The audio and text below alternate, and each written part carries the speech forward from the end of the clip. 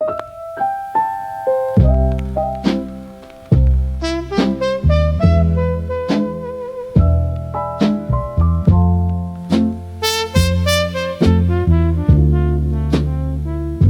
bells of the cathedral ring at midnight with grace.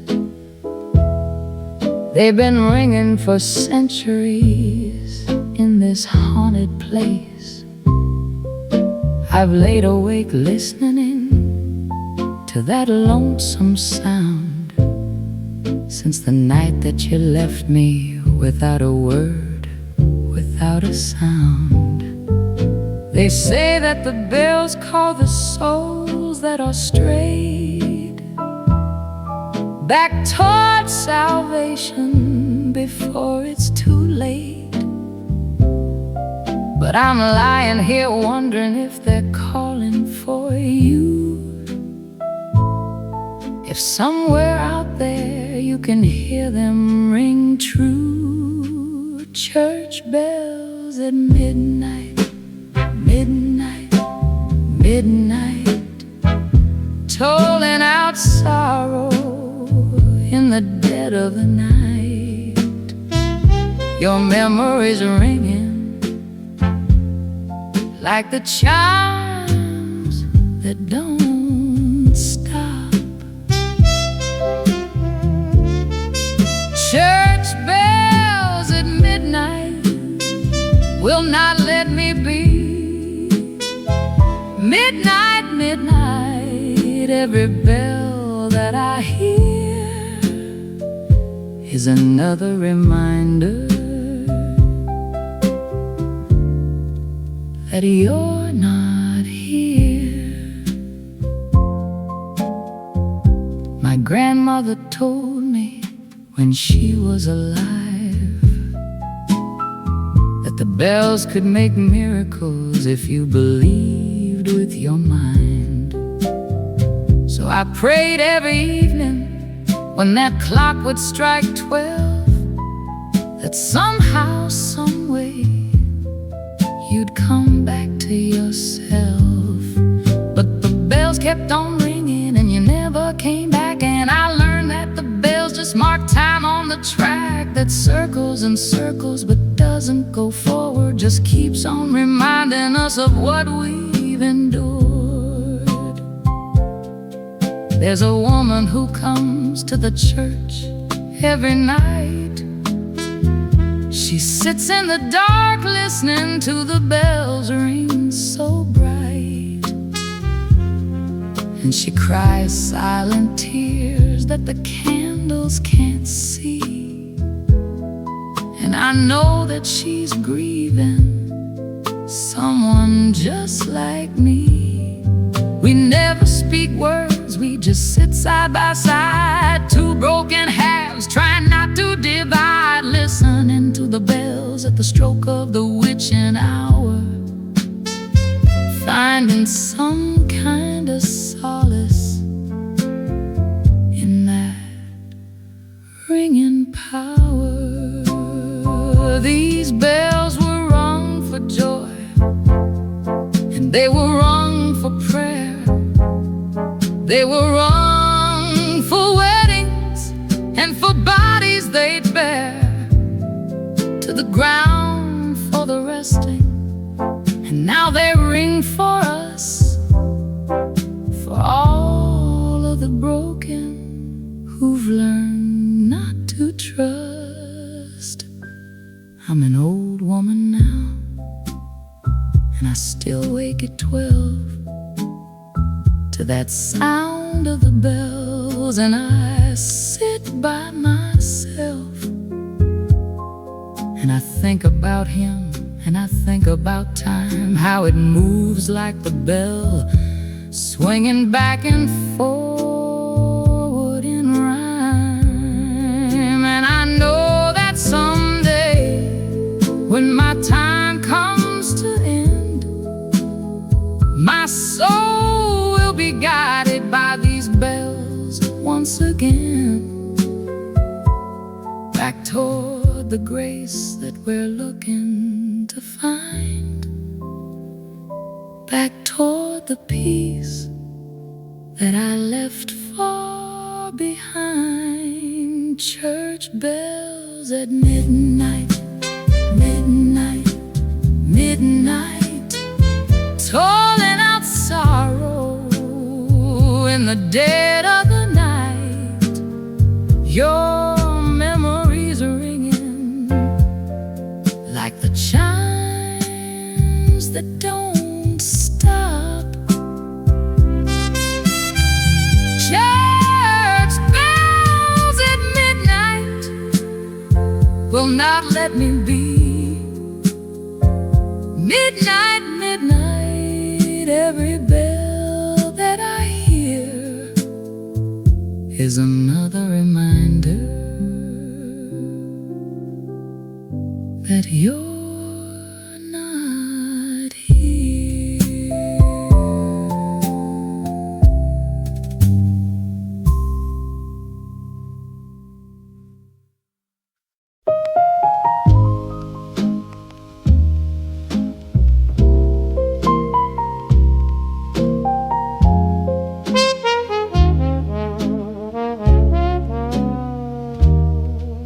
I've got a box of photographs beneath my bed of mourning, sepia-toned memories of a love that's turned to warning. Your face is getting fainter every time I take a look. You're becoming just an illustration in a sadness book.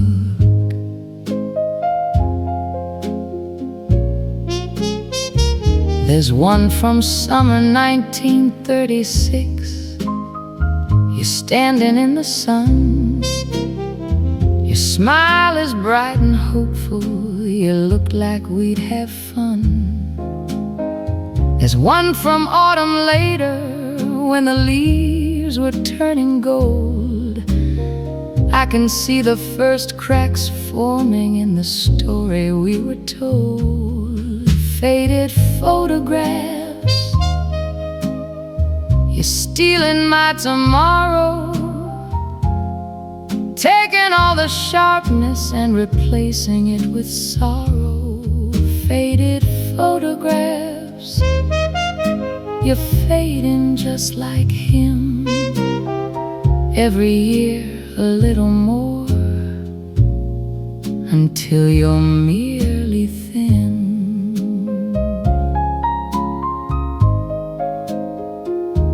The one that hurts the most is dated Christmas 1939.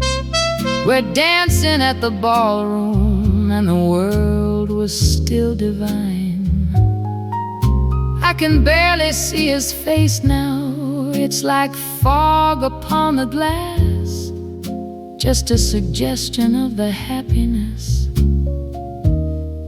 a shadow of the past.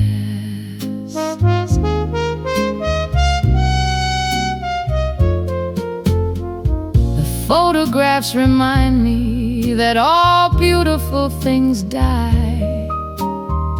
Even memories grow cloudy, even colors turn to gray.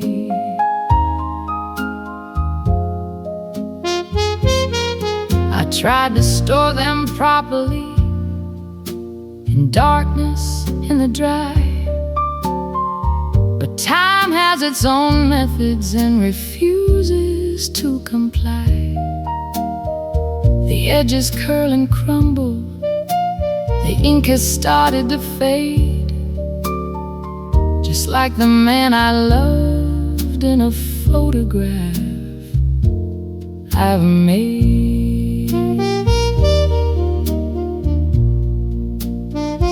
I wonder if he has a box of photographs too.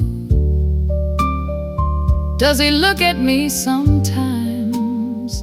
Does he wonder what I do? Or have his photographs turned blank, completely washed away? Has he forgotten me as thoroughly as I've watched him decay? Sometimes I take them out and try to super glue the tears, try to press them back together, try to salvage all the years. But photographs don't work that way. Once damage has begun, you can't make something whole again just by joining seams as one. So I sit here with my box of fading memories and pain, watching all the color leaching from the sunshine and the rain. Soon they'll be completely blank, these windows to the past. And maybe then my heartbreak too will finally not last. Faded photographs, you're stealing my tomorrow, taking all the sharpness and replacing it with sorrow. Faded photographs, you're fading just like him. Every year a little more, until you're merely thin.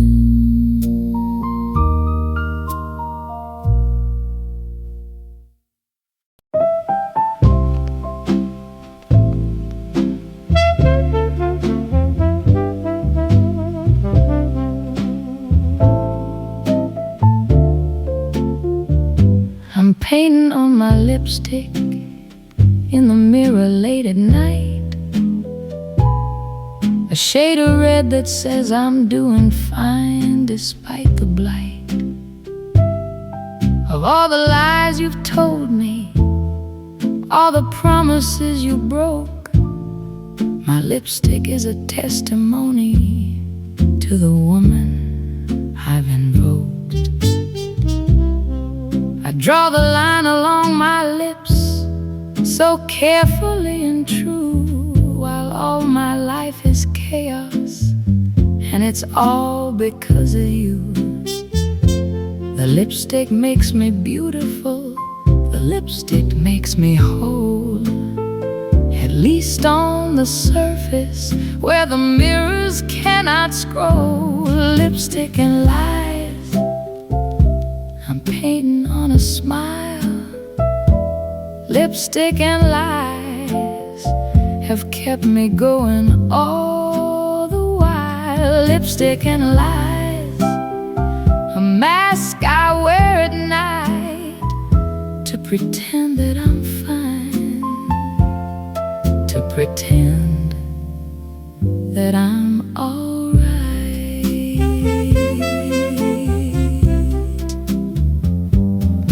I leave my lipstick marks upon the rim of every glass, a signature of sadness written on the past.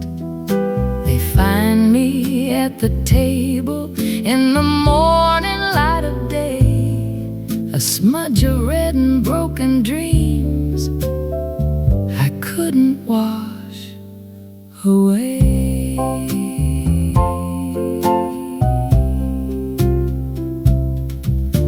The lies are getting thicker, and my lipstick has to match the deepness of the deception, and each truth I have to catch.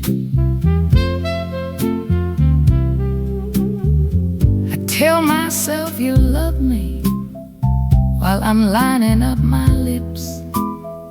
I tell myself that maybe it was just a false trip, that you'll come back and claim me, that you'll say you always care, while I'm applying lipstick to this sad and weary glare. The shade becomes a darker red as years go slowly by, a deepening of color to match the deepening of light. you could ever lie. The lipstick is a crimson mask across my weary eyes. I've worn this lipstick to the dances, to the bars, to the shows, to every place that love could come. And I could pretend it knows that I'm a woman worthy of the beauty that I feign. That underneath this lipstick is a heart that's not in pain. But mirrors don't lie like I do.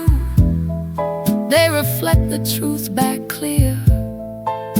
A woman made of lipstick and of year upon year of painted smiles and broken faith and lies stacked high like layers of the lipstick that I apply.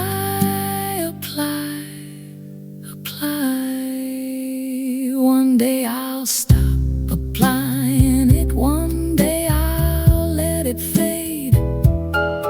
I'll let the world see clearly all the damage that I've made. But not today, not yet. I need this mask a little while. I need the lipstick and the lies to help me smile. So I keep on applying it each evening that I go to meet the world and pretend that nobody will know that underneath this lipstick is a woman barely there. That lipstick and lies are all I have to spare. Lipstick and lies, I'm painting on a smile.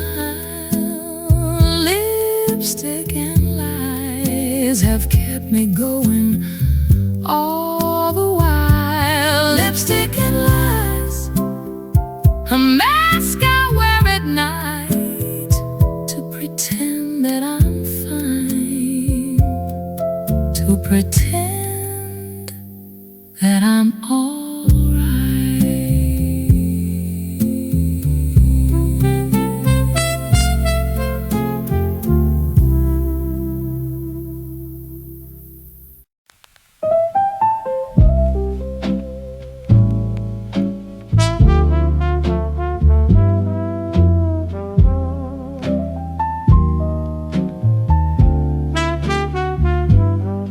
There's a phonograph in the parlor collecting the dust, with a stack of old records and a spiral of rust. I wind up the mechanism with a key that still turns, and I play all the music that my mother has burned.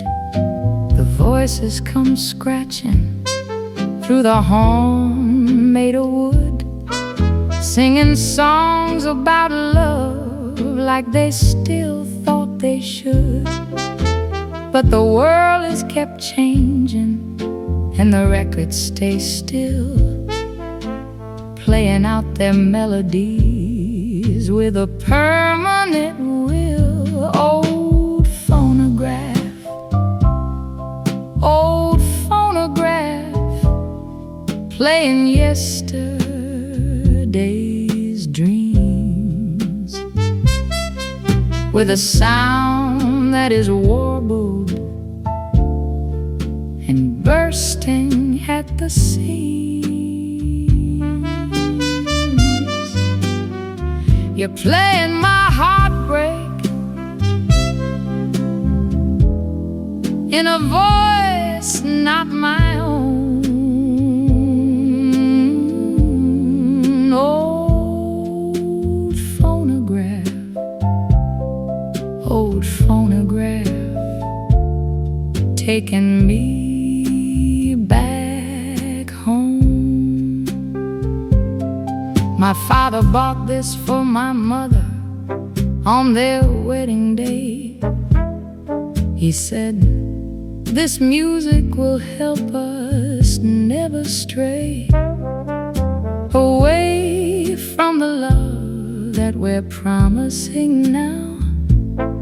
But the music kept playing while the love took a bow. I remember their dancing in the parlor so bright, before the arguments started late every night. But the phonograph kept playing without any cares, all the songs about forever echoing through the stairs. I put on the record that was playing that night when Daddy walked out, and he never came back quite the same way he was before the war. And the pain, the music still playing through the heartbreak and the strain. And I'm listening to every word, every sound of a world that's long gone, a life that unwound. And I'm wondering if music can capture the truth, or if it's just lies we tell about our youth. The phonograph don't judge, and it don't hold a grudge.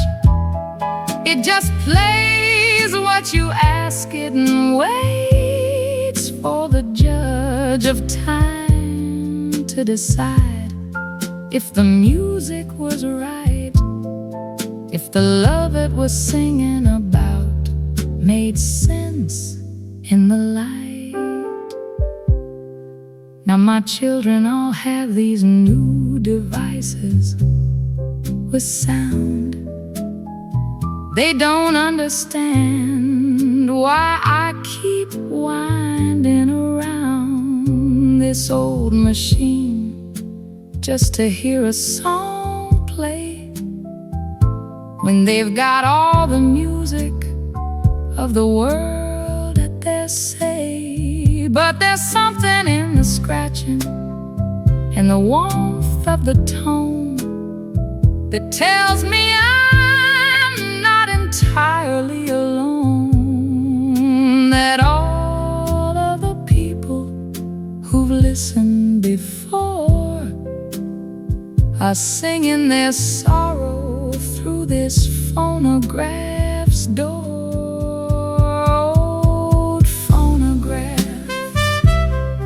Old phonograph, playing yesterday's dreams with a sound that is warbled and bursting at the seams. You're playing my heartbreak in a voice not my own.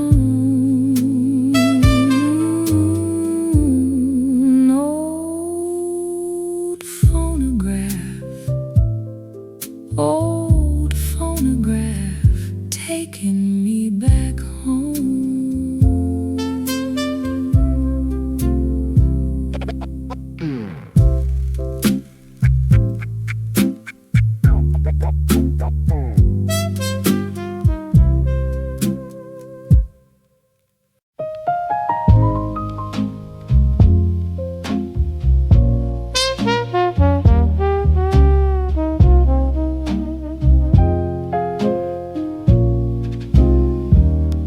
Walking down the avenue where the lampposts glow like gold. Rain is falling heavy and it's cutting through the cold. Every step I'm taking echoes on the wet stone street, counting all the promises we'll never get to keep. There's a drugstore corner where we used to meet at 3. Soda fountain talking about the way things were meant to be. But the rain keeps falling, and it's washing out his name from the sidewalk where he wrote it in that beautiful shame. Rain on the avenue, washing everything away. The words he wrote in pencil, they're fading into gray. I've got a ticket nowhere, and a coat that's wearing thin, and these shoes keep moving, though I don't know where I've been. Rain on the avenue, it sounds like it understands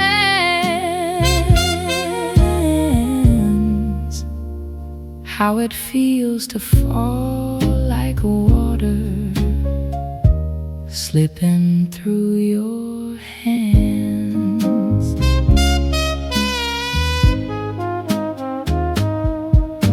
The newsboys calling headlines I don't wanna hear, while the rain keeps falling like it's crystal clear, that I'm just one more shadow in a city full of shame.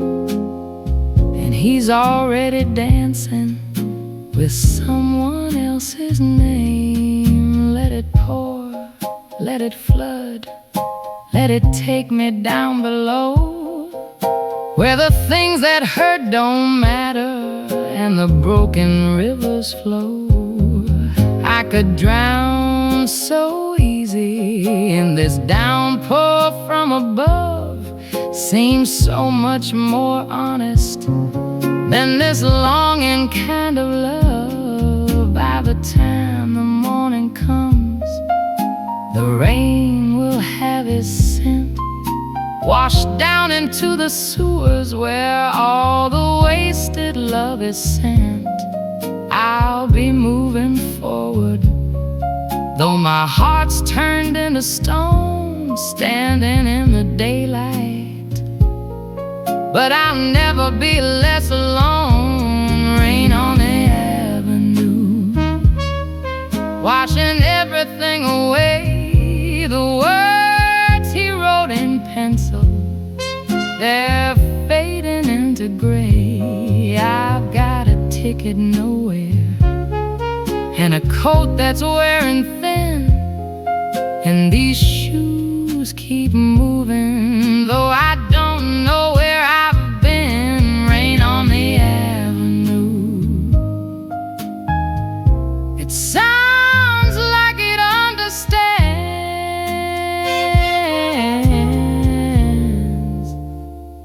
how it feels to fall like water slipping through your hands.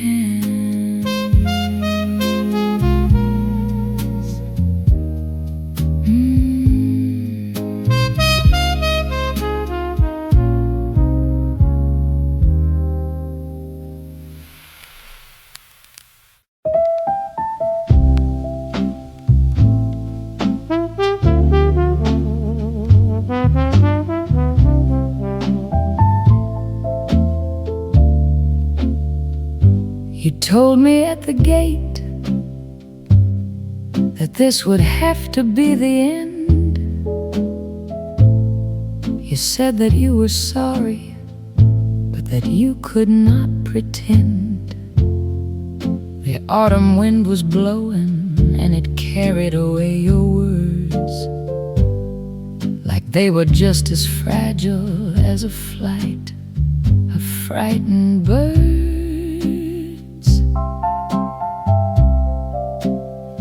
I watched you through the iron bars as you walked away from me.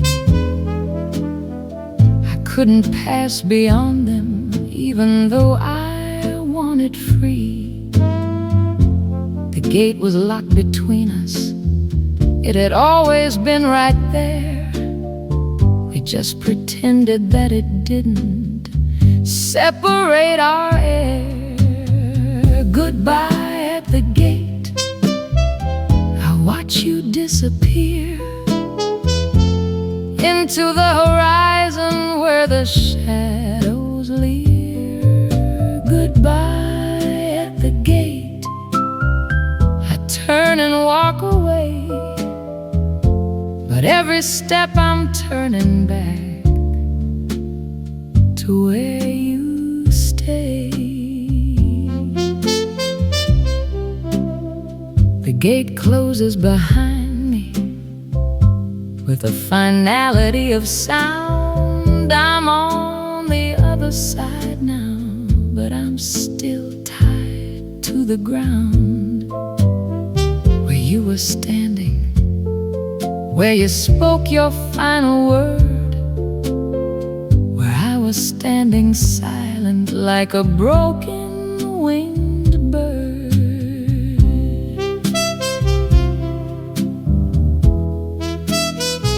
The eye in between us was symbolic all along. We were never together. We were never truly strong. I walk back to the gate sometime, check if it's still locked. I stand here at the entrance where our futures came unrocked. I look through at the pathway where I last saw your face, and try to find within myself any trace of grace. There's others at the gate now, saying their goodbyes too. I wonder if they're feeling what I'm feeling, if it's true that love is just a series of goodbyes at various gates, and we're all just standing on the threshold of our fates. The seasons change around the gate, the weather comes and goes, the iron stays forever. That's the only thing it knows, to hold its shape, to separate, to make a boundary clear between the ones who go and those who stay, and those who fear. I've memorized the pattern of the gate's elaborate frame. I've traced every bar with my fingers and spoke your name. I've stood here so long waiting that I've almost turned to rust. I'm part of the scenery now. I'm part of the gate's crust. One day I finally walk away and not look back again. But not today and not tomorrow. I'm uncertain when the gate will let me go completely. Let me finally move on from this goodbye that keeps repeating like a song. Goodbye at the gate. I watch you disappear into the horizon where the shadows leer. Goodbye at the gate. I turn and walk away, but every step I'm turning back to where you stay.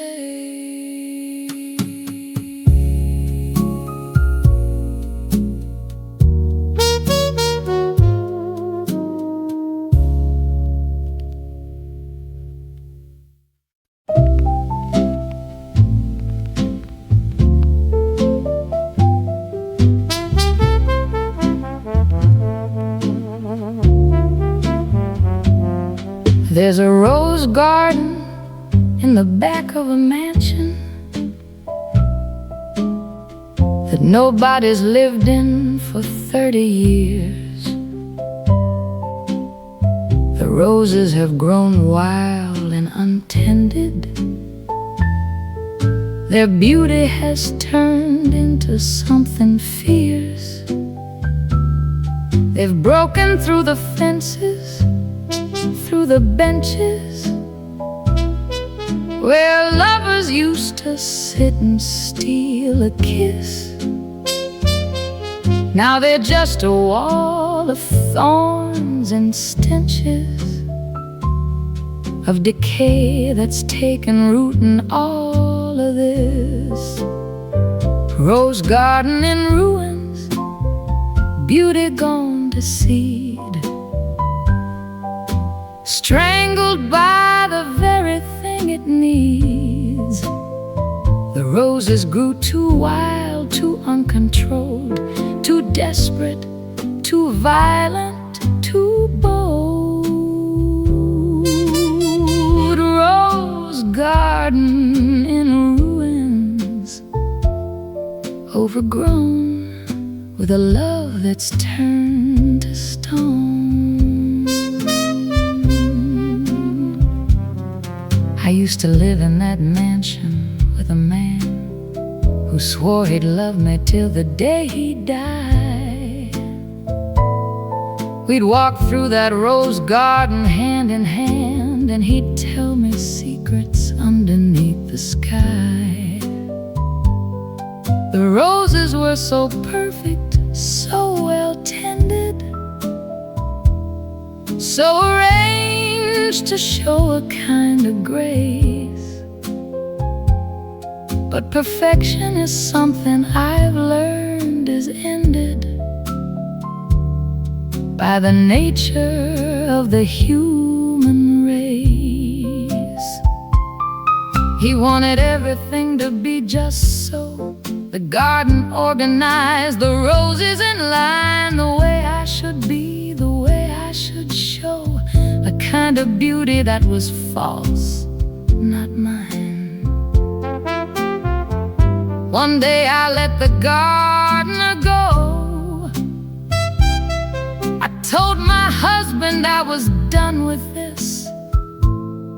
The roses turned wild, began to grow, untended, free, breaking into bliss. The thing about roses is that they're predators. They'll take over anything given space. They'll strangle every other flower, every cedar. They'll consume the garden at a frantic pace. And once you've let them loose, you can't contain them. They'll grow through walls, they'll grow through stone.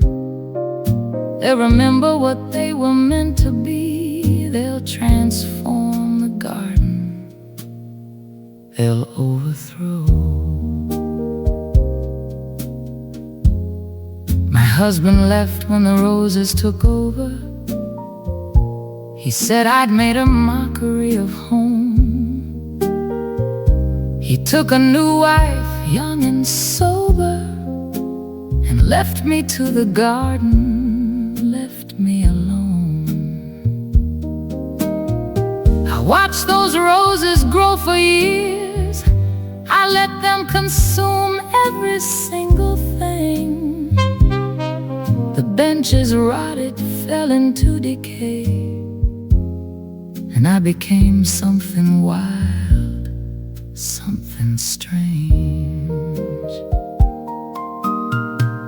One day I was looking at the garden, and I realized I had never been more free. Never had I felt my heart soften to the chaos and the wild beauty.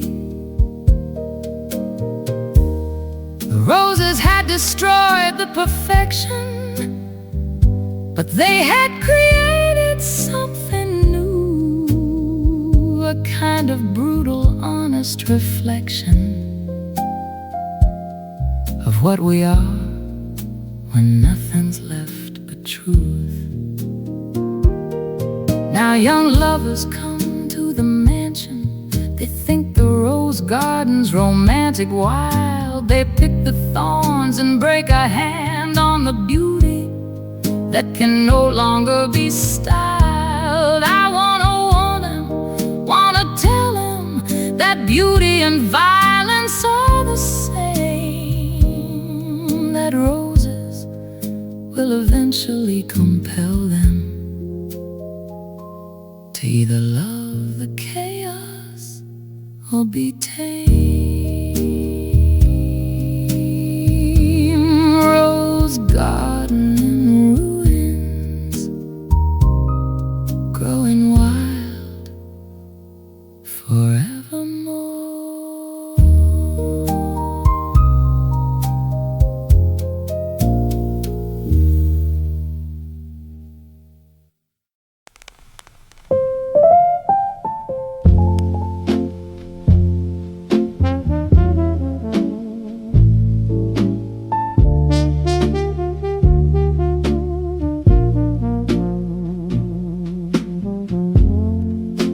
The pastor held me under for a moment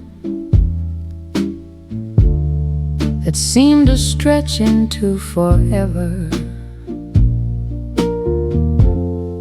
And I thought maybe I could finally drown here and never have to breathe again. No, never.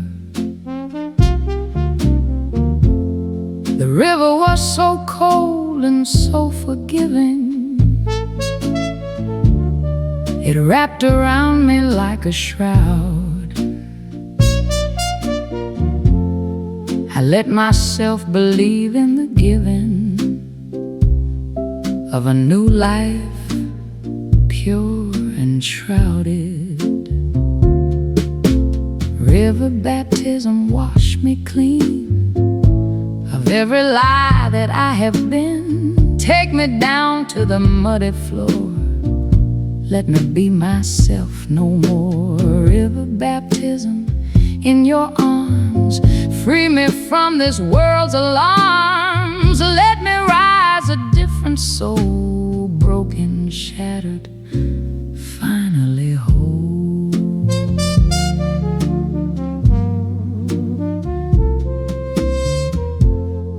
The church had gathered on the muddy banks to watch me shed my sinful ways.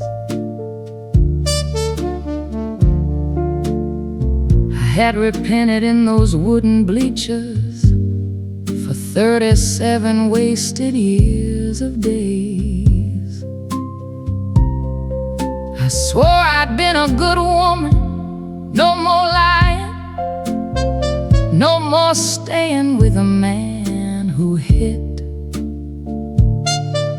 But the river knew the truth of my denying and pulled me deeper into the abyss, bit by bit.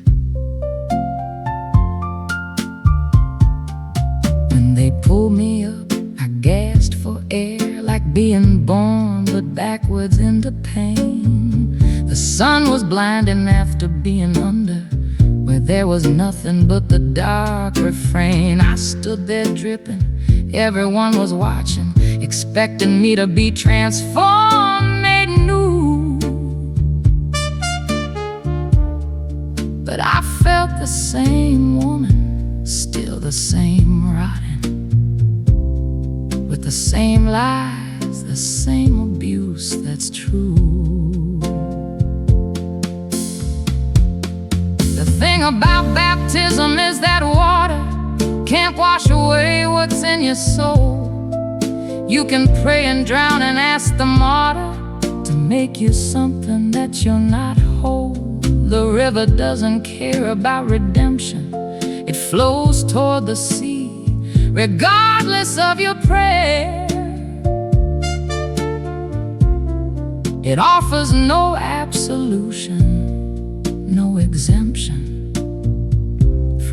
fact that you're just a human lying there.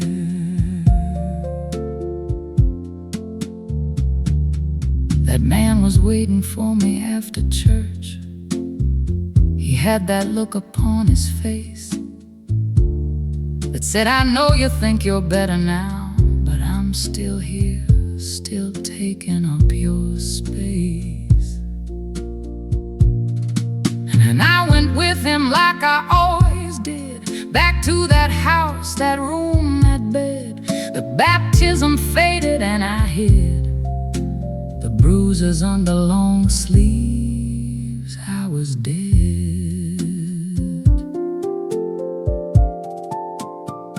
But something changed inside of me that day when I went under in that muddy water. A seed was planted or a thought away of seeing that I didn't have to falter. I started planning as the seasons changed. I saved up money in a can beneath the floor. I realized nothing had to stay arranged, that a river could give me strength to walk out that door. I left that man one morning before dawn. I took the bus and never looked behind. The river had baptized me not in heaven, but in the knowledge of my stronger mind. I wasn't born again in a religious manner, but I was born again in another way. I found myself in that muddy water, and I found the strength to finally live, to stay.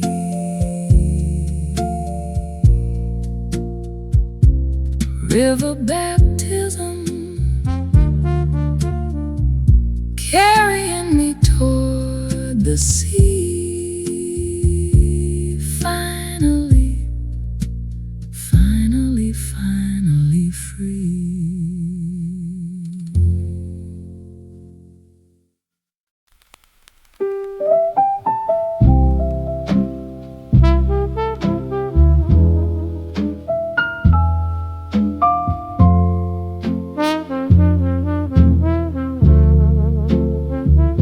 You brought me roses on our last night together. Said the color of them matched the color of forever. But the roses were already dying in the vase, and I saw the truth of us written on their face. I watched the petals falling as the week was moving on. Watched the green stem turning brown, watched the beauty gone. Each petal was a promise that you failed to keep. Each dying rose a memory too painful for sleep. Dying roses, dying roses, rotten in the vase. Beautiful for just a moment, then decay erases grace. Dying roses, dying roses, that's the way we are. We burn so bright and pretty, then we're left here with our scars. Dying roses, dying roses, teaching me to see that the most beautiful things die, and that includes the thing with you and me.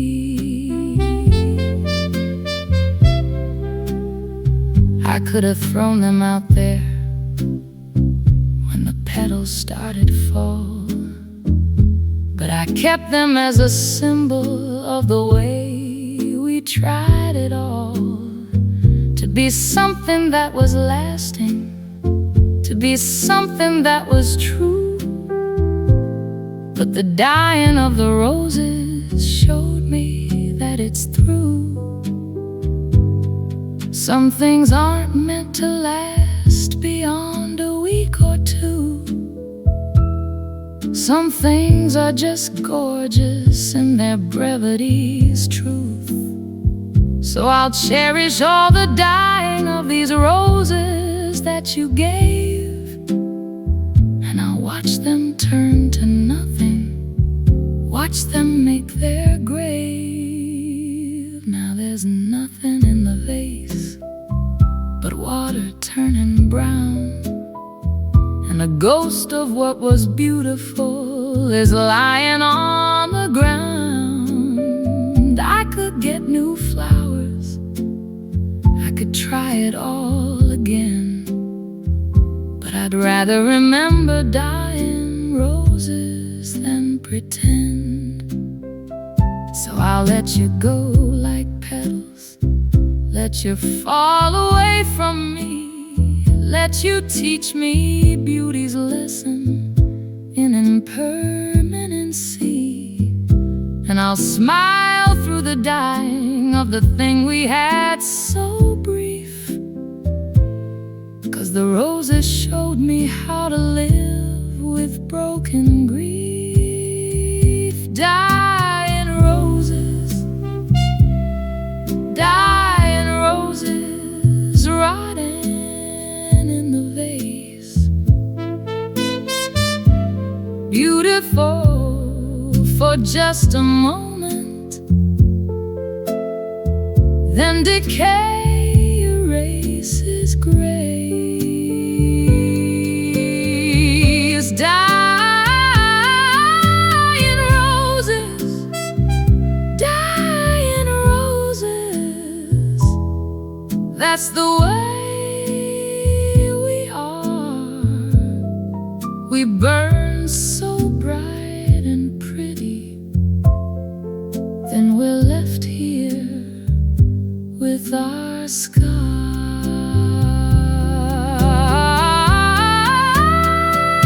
Dying roses, dying roses, teaching me to see that the most beautiful things die, and that includes the thing with you and me.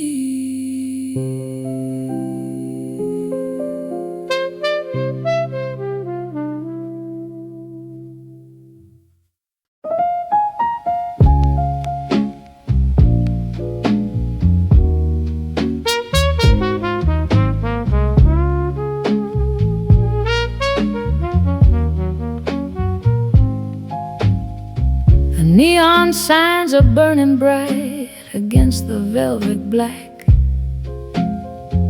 Pink and purple, gold and red, they're lighting up the track.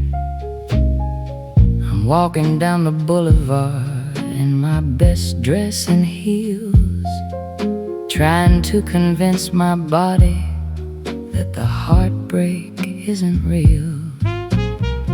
There's a cigarette between my lips, the smoke is curling up. I'm sipping at a cocktail in a crystalline cup. The neon reflects off my skin, turns me into something strange, a creature born of longing and of necessary change. Neon and cigarettes, that's my love affair. The only thing that's constant in this cold and hostile air. Neon and cigarettes burning through the night, two addictions in a symphony of artificial artificial light.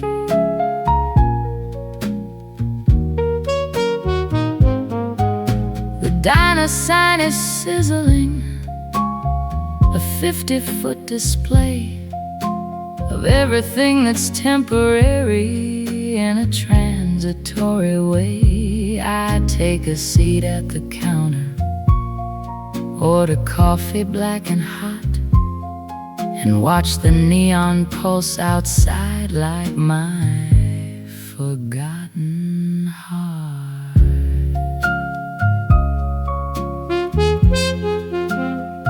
The cigarette smoke mingles with the glow of colored fire, and I become something weightless, something born of pure desire.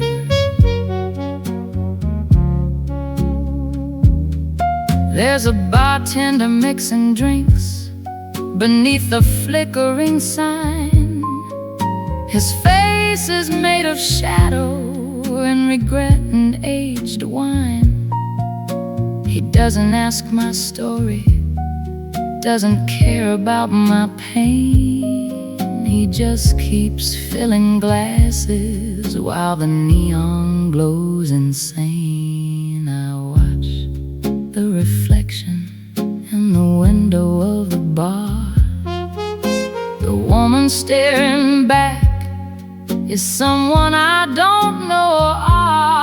The neon makes her beautiful, the cigarette makes her cool. The loneliness that's burning is the fire, I'm the fuel. I used to think that love was like the soft and gentle dawn, but now I know it's neon, burning every night and on, relentless and electric, searing through your very core.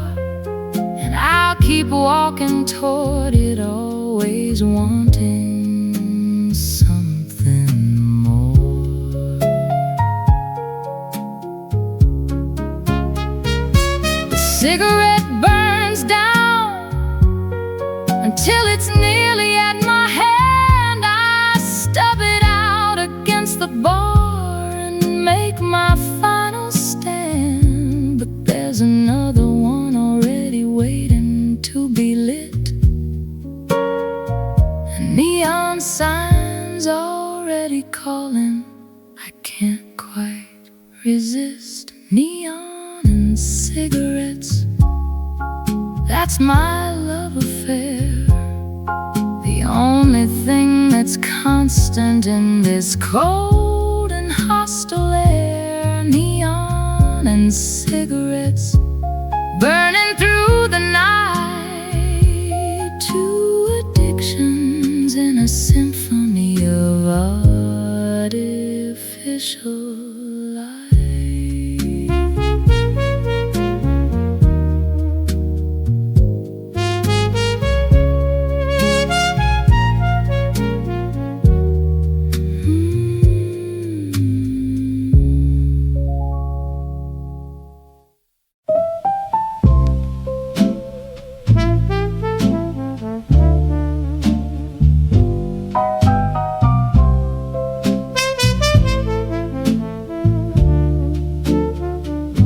I'm wearing a mask at the masquerade ball,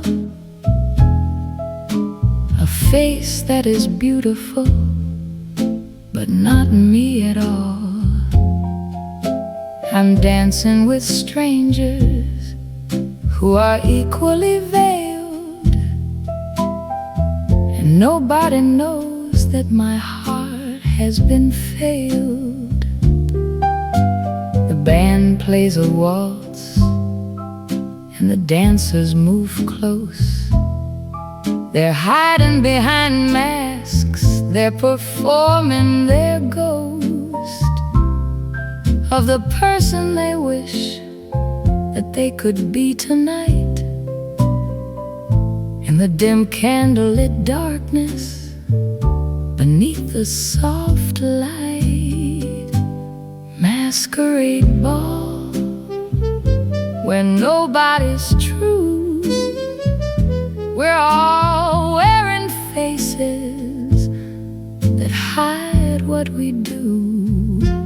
Masquerade ball, the perfect place to hide all my heartbreak behind this false face. I see you across the ballroom, dressed in silver and blue. For a moment I think that you're looking at me too. But it's impossible to know behind your masked if you're seeing or hiding. I'm afraid to ask. The masks are a metaphor for how we live our lives. We're all masquerading. We're all in disguise.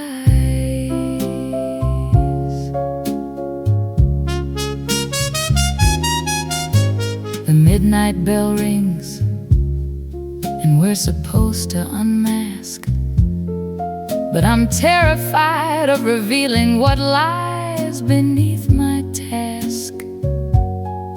So I sneak out the back door before the unmasking time, and I run through the darkness trying to escape this crime. My mask stays upon my face all the way home, a permanent disguise that I wear all alone. The masquerade ball is just a single night, but I've been wearing masks for my entire life. I wonder if everyone is running from themselves too, if everyone's exhausted from pretending what they do, if everyone's afraid of being known at all, if everyone would rather just attend another masquerade ball. The ball becomes a metaphor for all the love I've known, lovers who love the mask but never love the bone. Beneath the surface, never wanted to see the real me, just the illusion that I've carefully choreographed to be. One day I'll find a person who wants to unmask me, who wants to see the real woman underneath this tragedy. But I've been masked so long, I'm not sure I remember her,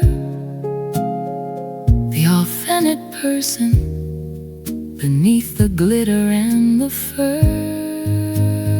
So I keep attending masquerade balls year after year, hoping that tonight might be different. Someone might care to see the real me, to take the mask away. But I'm terrified of what would be revealed if I did today. Masquerade ball where nobody's true. We're all wearing faces that hide what we do. Masquerade ball, the perfect place to hide all my heartbreak behind this false face.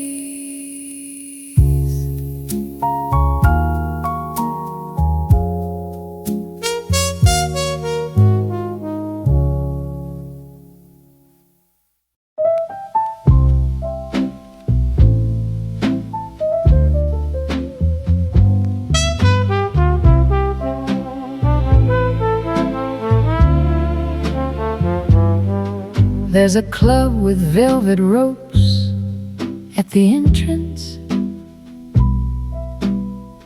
where they decide who gets to enter in. I stood outside those ropes with a desperate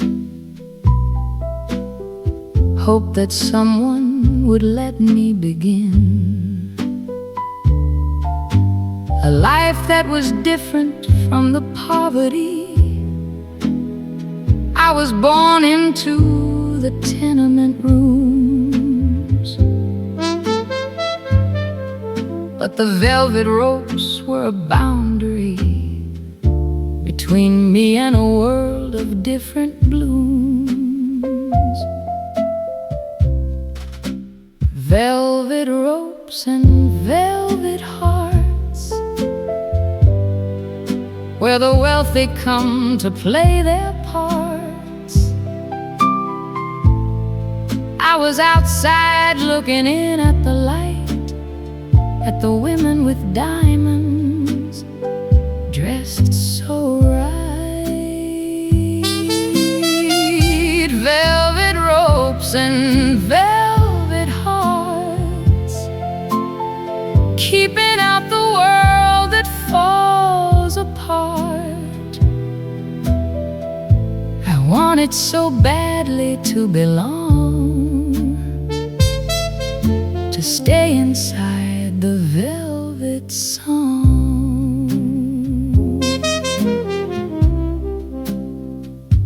A man came up to me outside the entrance. He was well-dressed, distinguished, and old. He said, "I like girls who have a hunger, who are desperate enough to be controlled." He took me past those velvet ropes, past the rope that had kept me away. I thought I'd achieved my desperate hopes. I thought I had found a different way. Inside the club was glittering and golden, everything I'd imagined it would be. I felt so beautiful, so alive, so bold then. I thought I'd finally been set free. But the people there looked through me like I was a ghost, like I didn't exist. They could see I was just hired help, just me, a girl who was playing in the abyss. The thing about velvet ropes is that they divide the world into those who belong and those who don't.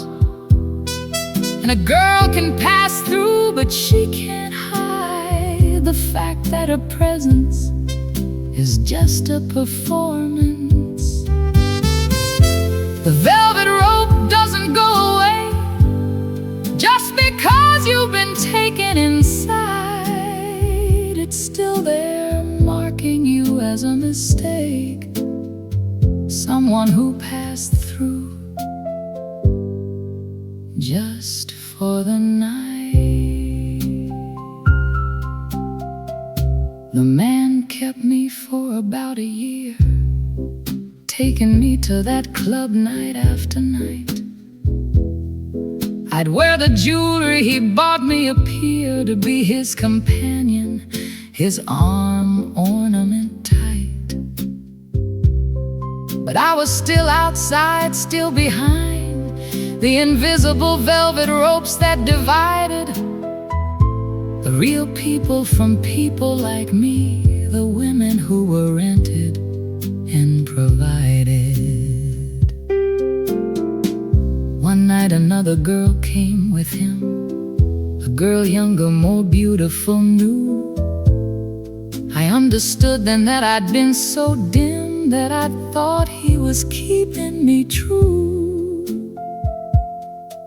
He was just a collector of objects, of women to display and then replace. I was just one in a collection of temporary smiles and pretty face. I left him and went back to poverty, to the tenement rooms where I began.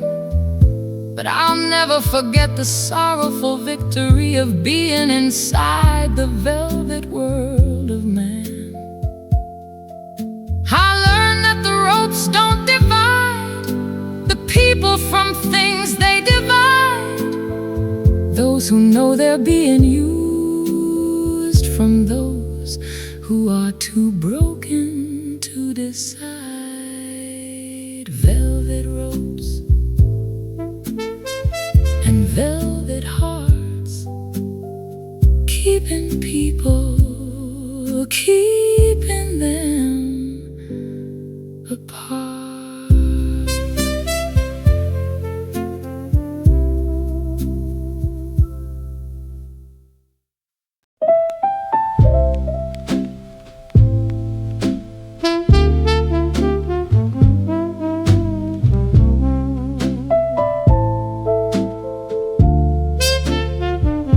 They call it the velvet,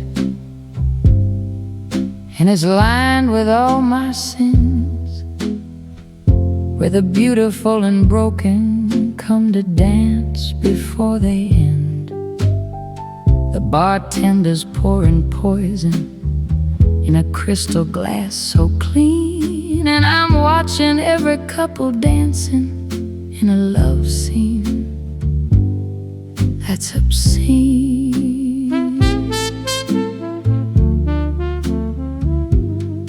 There's a woman at the table with her diamonds catching light.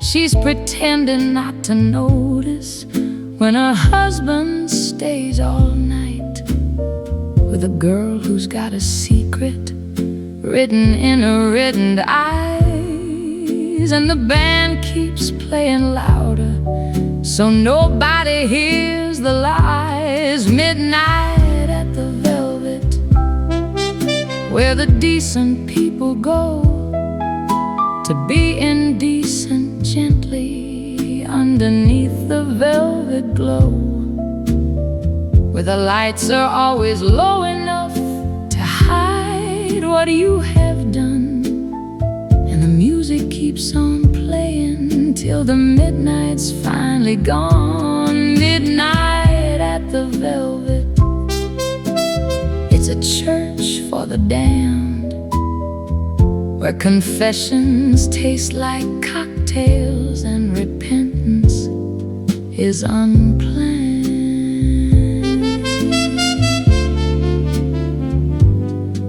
I remember when I came here just to watch the dancing crowd. Now I'm center of the scandal. Now I'm dressed in indigo shroud. Every man who passes knows exactly what I'll do. They can see it in my shoulders and the way I look at you. I came here as an angel. Now I'm everything they blame. I came here with ambition. Now I'm famous for my shame. Let them stare, let them judge me, let them whisper as I pass. I'm a fixture at the velvet, baby, poured in liquid glass.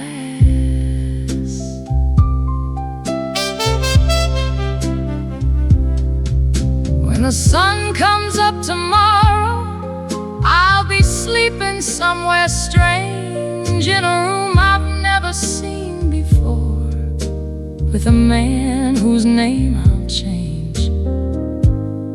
The velvet will be empty in the quiet morning light,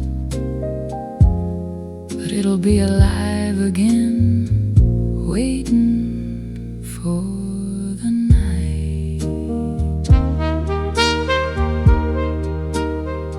And I'll come back here still wondering if it's living or it's death. If I'm dancing toward redemption, or just dancing to my last breath. Velvet doesn't judge, it just takes you in its arms and dresses up your poison in its velvet smooth charms. Midnight at the Velvet, where the decent people go to be indecent gently underneath the velvet glow, where the lights are always low enough to hide what you have done, and the music keeps on playing till the midnight's finally gone. Midnight at the Velvet, it's a church for the damned, where confessions taste like cocktails and repentance is unplanned.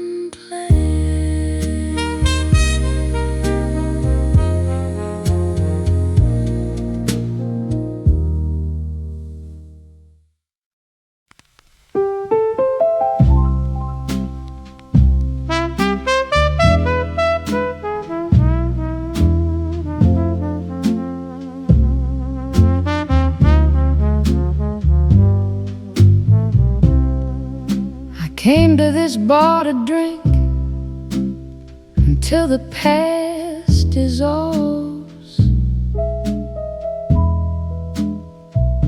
but whiskey won't remember. It just adds another problem. I order bourbon neat, watch the amber catch the light, and hope this glass of liquid will erase your smile tonight.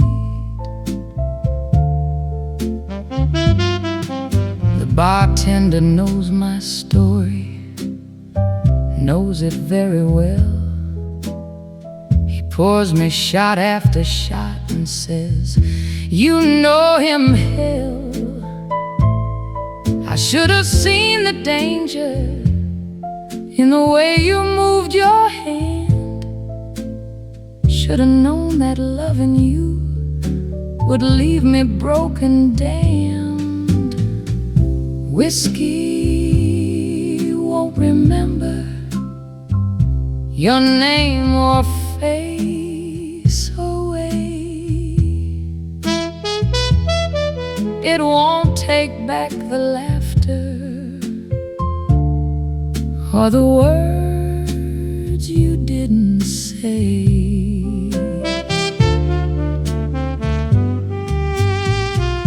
Whiskey won't remember how you held me close and warm, but it sure remembers everything that came before the storm. There's a woman on the bar stool, bottle to her lips. She smells like loss and sadness, like the ashes of dead ships.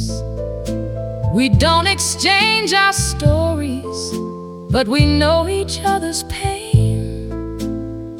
Two ghosts who came to drown in sorrow's domain.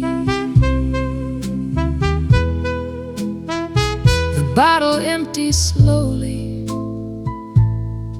like my reservoir of tears, and all the liquid courage can't subtract the missing years.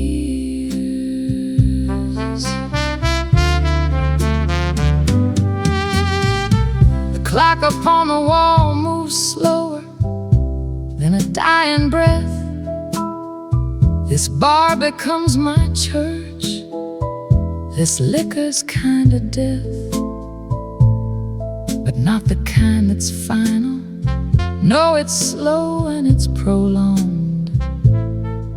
I sip away the moments where your memories grown strong. I should stumble out these doors when morning comes around, but whiskey won't remember that I've tried before to run.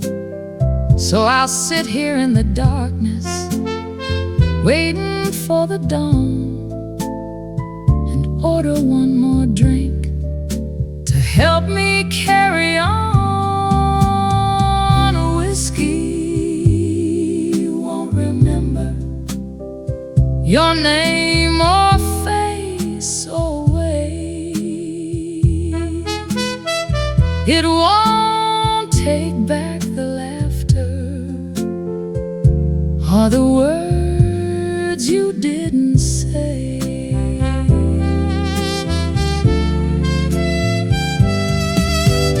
Whiskey won't remember how you held me close and warm, but it sure remembers everything that came before the storm.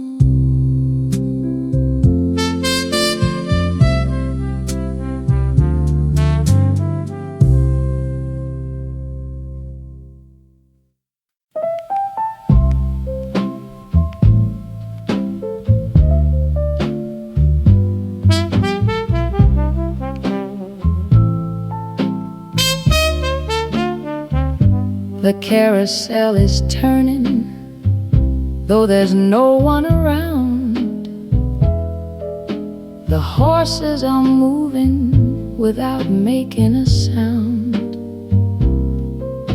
I'm riding the white one like I did as a child, when the world seemed like wonder and everything wild.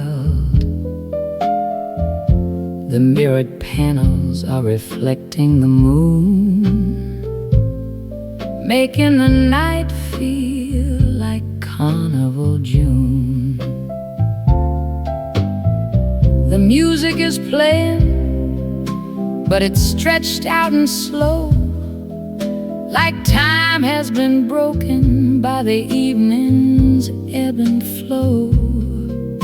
The brass pole is cold underneath my small hand. This carousel's becoming my final last stand. The horses are galloping, yet standing quite still. This paradox taking my breath and my will. The carousel at midnight is a ghostly delight, where the past comes alive and it holds me so tight. Round and around and around I go, on a horse made of memories I can't let go. The carousel's spinning, I'm going insane on a ride that's eternal, filled with exquisite pain. The rings that I'm reaching for are always just far, too distant to touch, but they're guiding my star. I remember my father pushing me faster and fast, saying, hold on, make this childhood last. But the childhood is over, the father is gone, yet the carousel's still spinning on and on. The horses have faces, the faces have eyes. They're watching me, judging me, reading my lies. The carousel's universe is beginning to sway between what was real and what slipped away. I'm the only one riding, I'm the only one here on a carnival ride that I can't disappear. The music is getting even slower now. It's barely a whisper, it's almost a vow that I'll ride this forever, that I'll never depart, that this carousel's painted itself on my heart. The horses keep turning, they're turning for me, like the only kind of freedom I'm ever going to see. As dawn is approaching, the music grows faint, the carousel showing all of its paint. I'm pulling the horse rope, but I cannot get off. This midnight carousel has become my coffin, but maybe that's alright. Maybe that's best, to be spinning forever, to never find rest. The carousel at midnight is a ghostly delight, where the past comes alive and it holds me so tight. Round and around and around I go, on a horse made of memories I can't let go.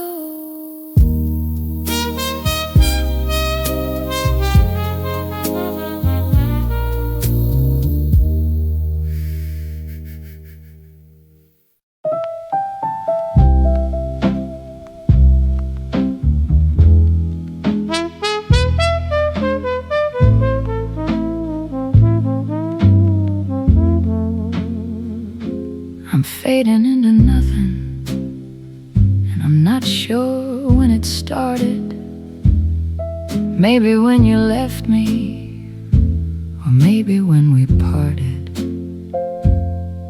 I'm becoming transparent, I'm becoming thin as air. I'm disappearing slowly, and I'm starting not to care. The people that I know look right through me like I'm glass. They don't see that I'm diminishing, that I'm fading fast. They speak and never notice that I'm not responding back. I'm slipping into shadow, into empty, into black, fading into nothing. That's the way that I'm going, fading into nothing. And I've stopped from slowing, fading into nothing, till I'm barely there. Just a whisper of the woman that nobody can hear.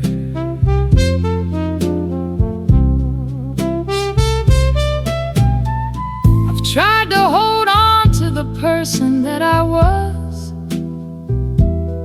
but she keeps slipping through my fingers. She's gone just because she couldn't handle all the heartbreak, all the pain and all the shame. So she's fading into nothing, disappearing like a flame.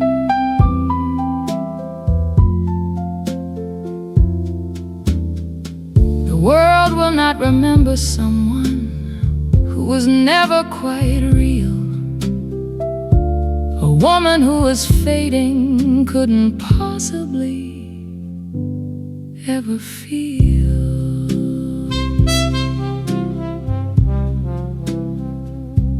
I look into the mirror, and there's less there every day. The reflection's getting fainter, it's beginning to decay. My eyes are becoming hollow, my skin is turning gray. My hair is losing all its shine, my essence going away. I wonder if I'll disappear completely one day soon, if I'll become invisible beneath the light of moon, if I'll become a ghost who haunts the places where we met, a phantom of a person, a woman to forget. The people who have loved me, they've left me all the same. They didn't want to watch me fade. They couldn't bear the shame of being with a woman who was slowly disappearing, of being with a lover whose voice you couldn't hearing. I'm trying to hold on to the last bits of myself. I'm gathering the pieces that are left upon the shelf, but they're slipping through my fingers like sand through an hourglass. And I'm watching as the woman that I was becomes the past. There's comfort in the fading though, there's something rather sweet about becoming nothing, about accepting the defeat, of trying to be something when you're just too tired to be, when fading into nothing is the only way that's free. I'm fading into nothing, and I'm finally at peace. I'm becoming less and less until I'm finally released from the burden of existing, from the pain of having to stay. I'm fading into nothing, slowly every day. The world will spin without me, it will hardly know I'm gone. A woman who is fading is not worth dwelling on. I'll be a distant memory of someone who was here, a whisper, just a whisper, disappearing into fear. But that's okay, I think. I'm tired of fighting to be real. I'm tired of trying to be something when I can't quite feel. So I'll continue fading into nothing, into air. And maybe that's the answer to the pain I couldn't bear. Fading into nothing, that's the way that I'm going. Fading into nothing, and I've stopped from slowing. Fading into nothing, till I'm barely there, just a whisper of the woman that nobody can hear.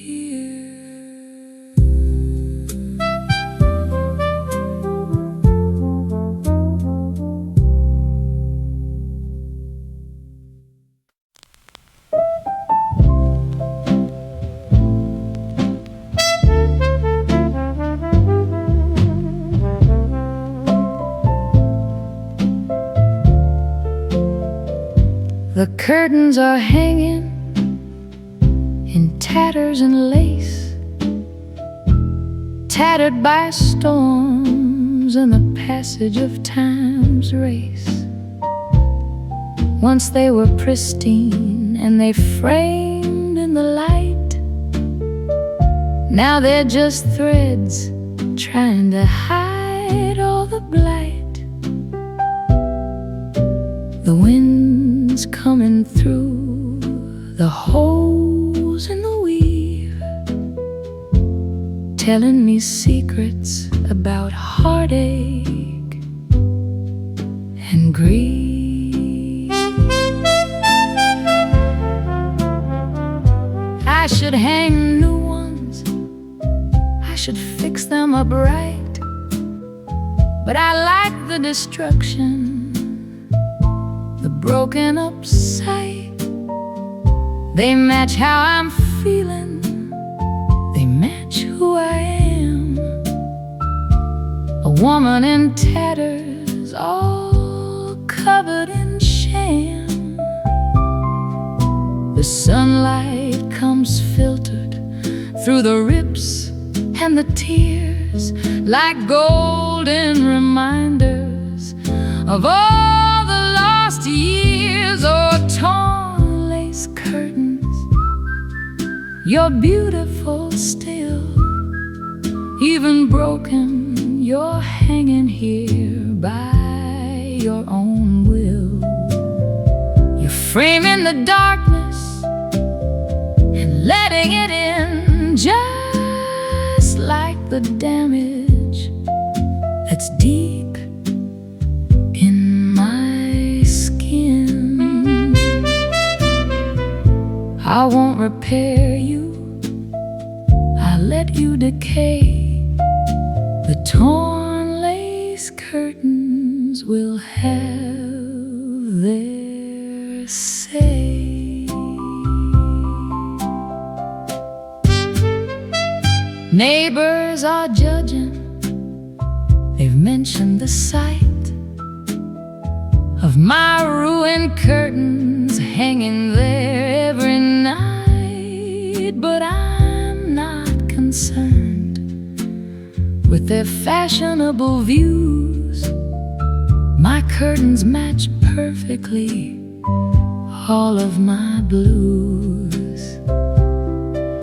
The lace was expensive, imported from France, but now it's worth nothing but a desperate dance. The holes in the fabric are letting the air, the breath of the city come rushing in there. The rain on the windowsill gathers and drips on the torn lace curtains and on my fingertips.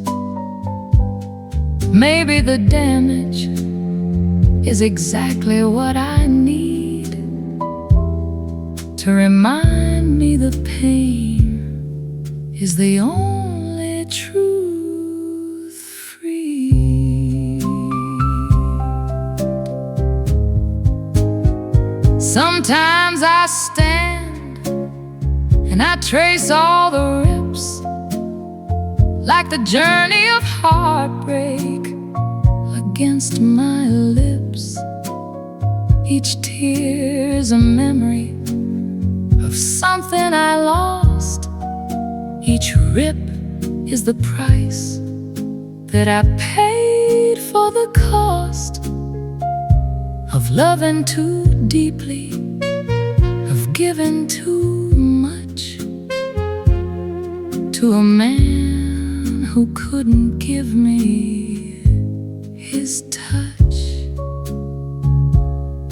One day I might buy some new fabric so white and hang it in place of these rags of the night.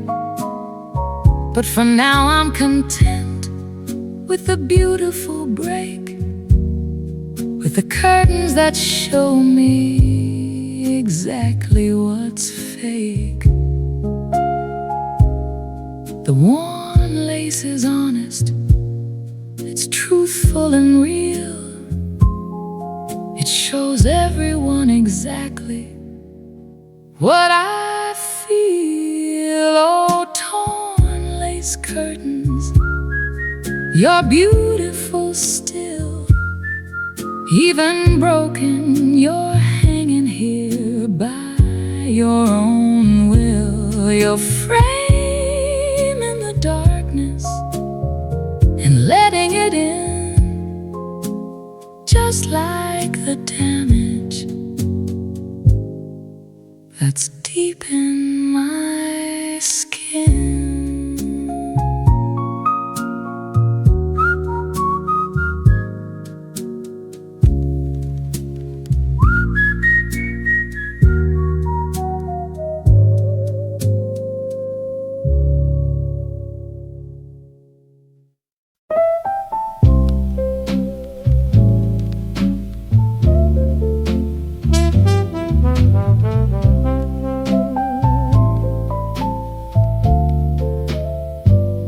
The neon signs are burning bright against the velvet black.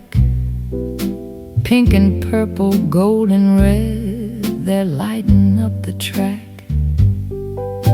I'm walking down the boulevard in my best dress and heels, trying to convince my body that the heartbreak isn't real. There's a cigarette between my lips, the smoke is curling up. I'm sipping at a cocktail in a crystalline cup. The neon reflects off my skin, turns me into something strange, a creature born of longing and of necessary change. Neon and cigarettes, that's my love affair. The only thing that's constant in this cold and hostile air. Neon and cigarettes burning through the night, two addictions and a symphony of artificial light.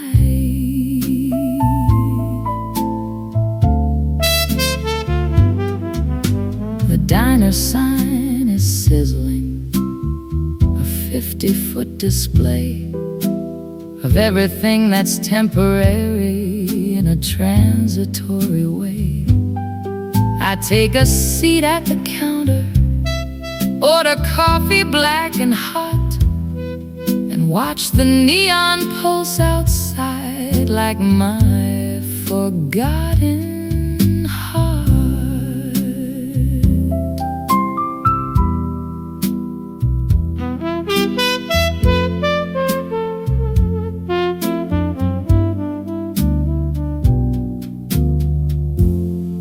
Cigarette smoke mingles with the glow of colored fire, and I become something weightless, something born of pure desire.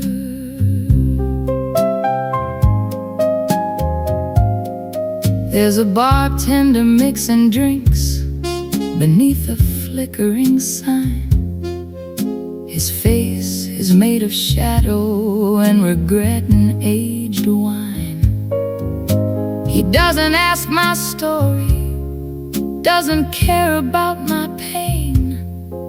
He just keeps filling glasses while the neon glows insane. I watch the reflection in the window of the bar. The woman staring back is someone I don't know or are. The neon makes her beautiful, the cigarette makes her cool.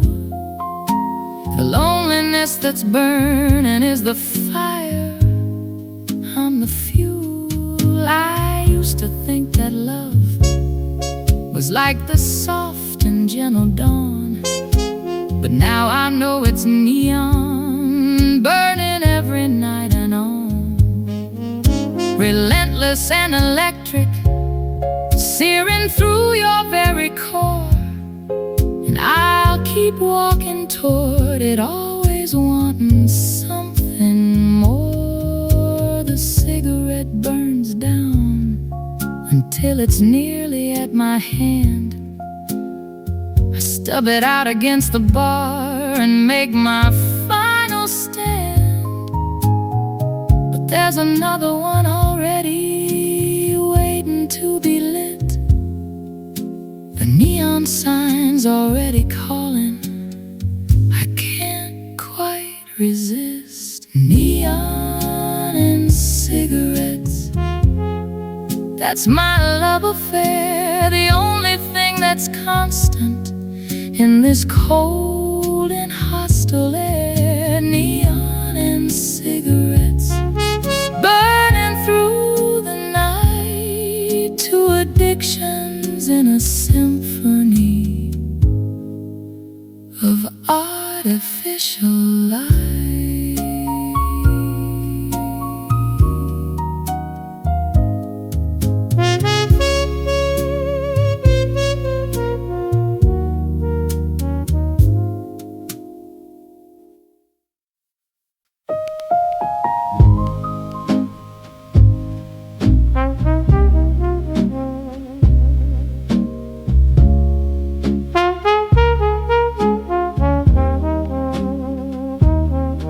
There's a lighthouse burning at the mouth of the bay, spinning its beacon through the night and the day. I've been walking this harbor for 40 years long, searching the darkness for some kind of song. The keeper went blind, but he stays at his post, tending the light that saves ships and ghosts. I understand better now what it means to keep on shining through all the extremes. Oh, lighthouse at the harbor, burning bright and true, guide me through the shadows to something that's new. Your light is steady when my heart's tossed and torn. Keep your beacon burning till the break of the morn. Lighthouse at the harbor, show me the way through the fog and the sorrow toward the light of day.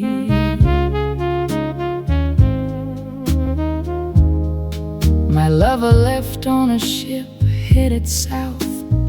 The keeper said, girl, it's best you not doubt. Every ship I've guided came back to this shore. Some took longer, but they all came before. So I waited in patience by the pilings of wood, believing in the lighthouse the way that I should. The seasons came changing like the tides coming in, and I held on to hope, though it wore mighty thin. One morning the fog broke like a prayer answered true,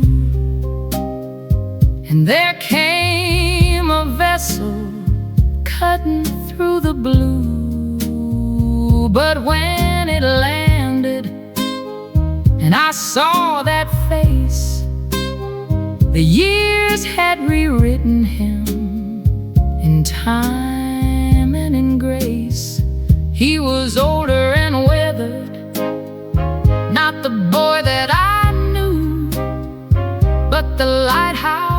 was shining and we started anew. Now we tend to the light together, you and me. Two broken souls burning for the lost at sea. The lighthouse don't judge if you've wandered away. It just keeps on burning night after day. And that's all that love is, if you boil it down right. Just a steady commitment to shining your light. There's a young couple walking past the beacon today, holding hands in that lost, stumbling way. And I think of the distance between who we were and how the lighthouse kept us from drifting for shore.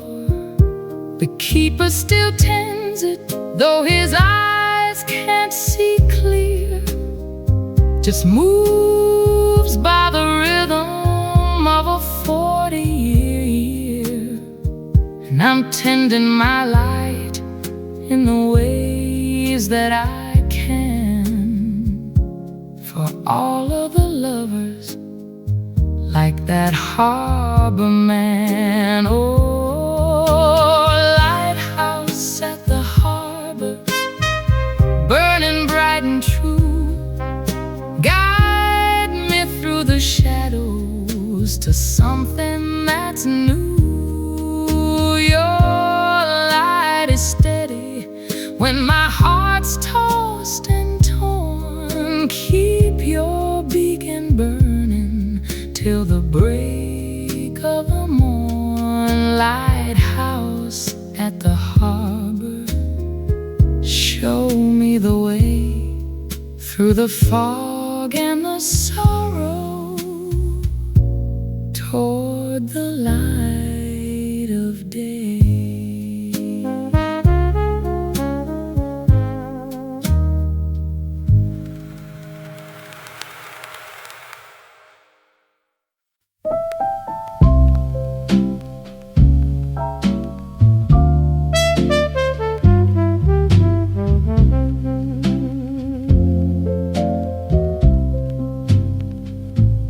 I was just a girl when I'd wake before dawn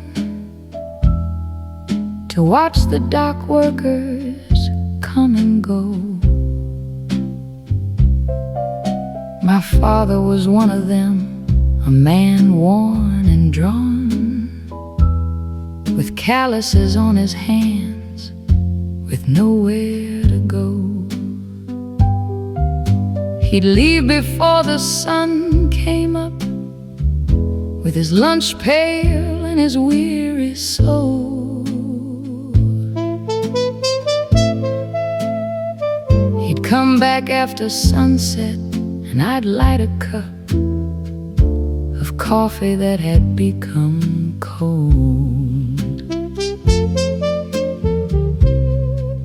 Dock workers at dawn, breaking their backs, loading and unloading, stacking and stacking, for wages that barely could feed all their kids, while the owners grew fat off the work they did. Dock workers at dawn, anonymous men, your faces are blurred, but I remember them. The way that the sun rose over your shoulders as you aged right in front of me, growing older.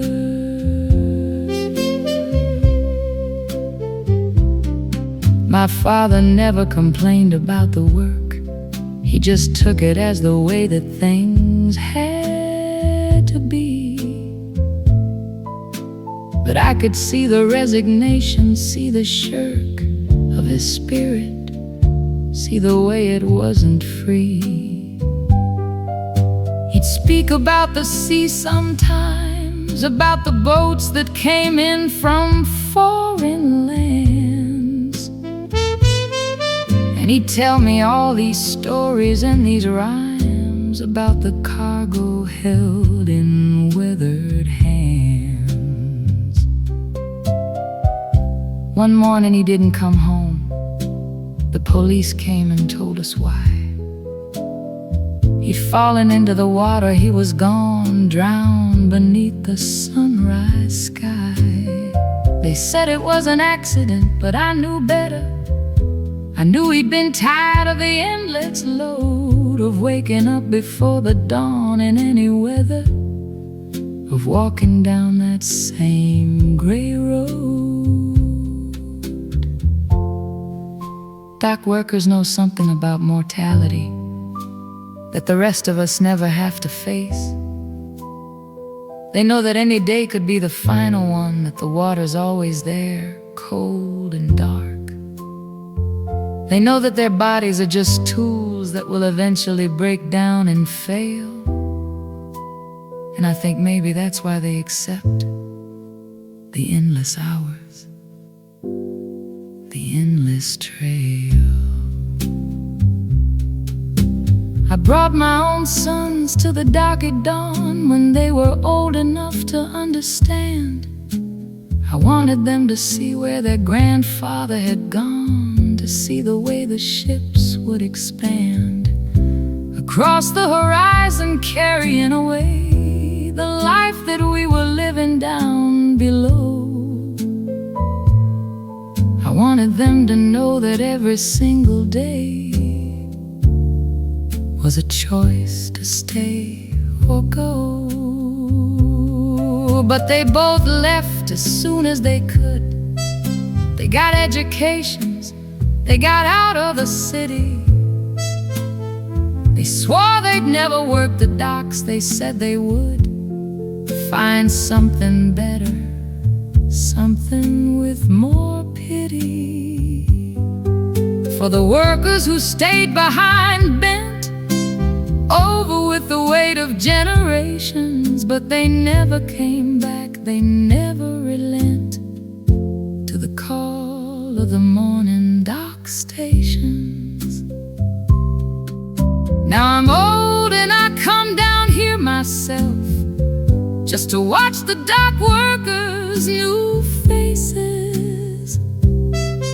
Young men, same as my father, worn down themselves by the endless repetition of the same places. And I wanna tell them, leave, get out, while you still can, while you're still young. But they won't listen, they'll work without, until their final sunset comes. Dock workers at dawn, breaking the night with their hands.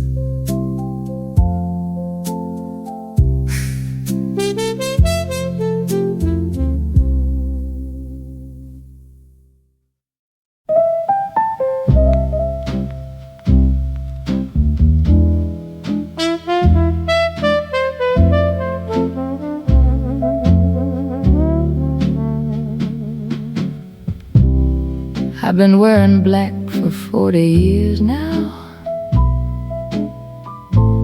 since my husband passed into the grave. I suppose I could change my clothes somehow, but the black has become all I crave. It's a uniform of my perpetual mourning, of my status as a woman without a man. The widow's weeds, the death, the dawning of a life don't understand. Widow's weeds and winter winds carrying away the life I've been, dressed in black from head to toe, in a morning that will never let me go. Widow's weeds and winter winds marking where my old life ends. Black is the color of my life, forever, always someone's wife.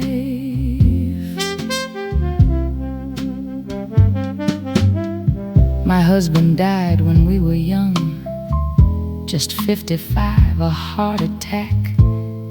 I had our whole lives still unsung. I had dreams of getting my love back,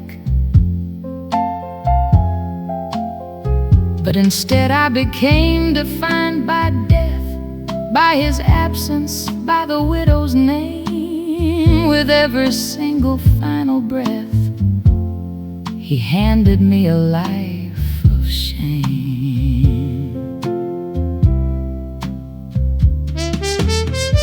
People looked at me differently after. They whispered behind their hands.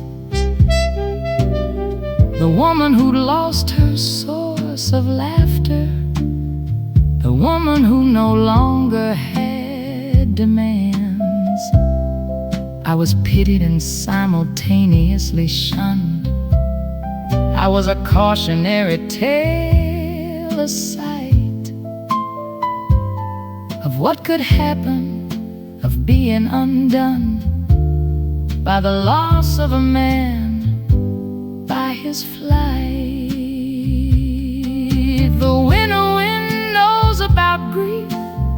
It blows through the spaces that were full. It carries away what brought relief and leaves behind something dull. The widow's weeds are meant to show that you're suffering, that you belong to the category of women who now know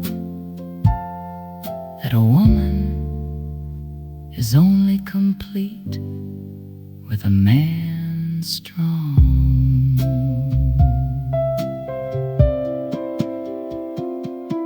I had offers, marriage proposals, from men who wanted to fill the void, but I couldn't imagine the proposals of recreating what we'd enjoyed. So I stayed in my black, stayed in my grief, stayed in the role that society gave. It was easier to live in disbelief and to try to be something brave. Our friends stopped inviting me to dinner. Couples don't want a single woman near. It's a threat, it's a reminder that marriages end, that death is here. I became invisible in my black dress, a ghost in the city, a phantom, a shade. I went to church to confess and confess my rage at the life that death had made. I'm 83 years old now, and I'm still wearing black, still wearing these weeds. The winter wind still teaches me how to be alone, what loneliness needs. My husband's been dead for 40 years, but I'll die in this black, in this role.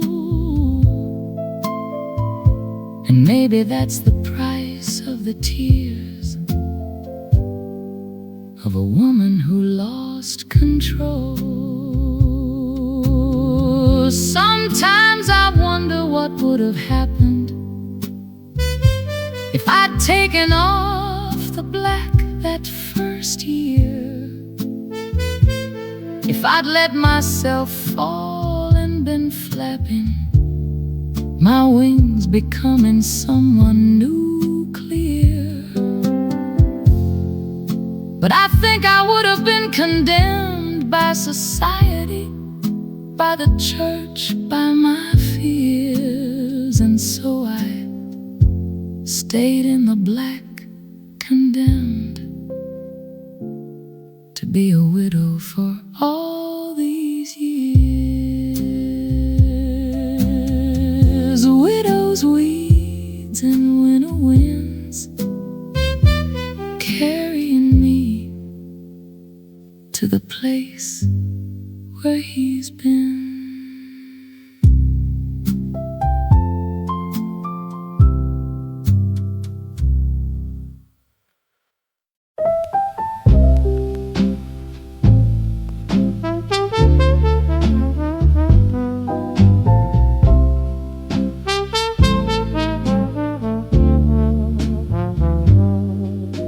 The nightclub on the corner stays open past midnight, where the silhouettes of dancers cut through cigarette smoke. I was one of those women dancing in the spotlight, my body the instrument, my life the joke. The men would sit and watch us like we were merchandise, like we were something to be owned, to be had. But we knew the truth about the paradise of the nightclub, that it was all sad. Nightclub silhouettes dancing in the dark, where everybody plays a part, where the women are just shadows on the wall, and the men are shadows too, after all. Nightclub silhouettes, nobody's real, just outlines of what it feels to be alive and broken and desired, in a room where the lights never expire. I danced there for 15 years without ceasing. Every night the same motions, same song. My body became mechanical, got no caressing, real love, because I belonged to the throne. The men came and went, they all looked the same, with their slick back hair and their empty eyes. They called me names and called me by no name, and they all believed their own lies. There was a girl who danced next to me, who was younger, maybe 25. She had dreams of being something more, being free of the nightclub, of just trying to survive. I told her, child, you better get out now while you still got something left inside. But she just smiled and took a bow to the men and their predatory pride. The nightclub is a place where time stops,